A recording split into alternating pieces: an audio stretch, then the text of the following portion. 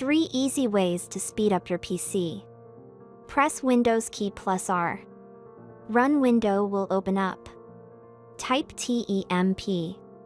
Press OK. Select all the files by typing Ctrl plus A.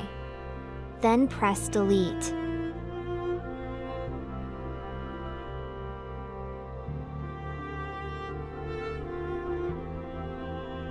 Again, press Windows key plus R. Type %TEMP%. Press OK. Select all the files by typing Ctrl plus A. Then press Delete.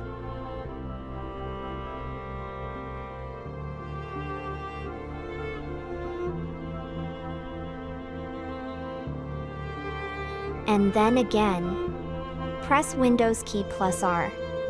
Type prefetch and press OK. Select all the files by typing Ctrl plus A. Then press Delete. That's it!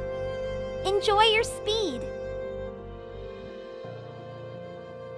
Thanks for watching and subscribe for more!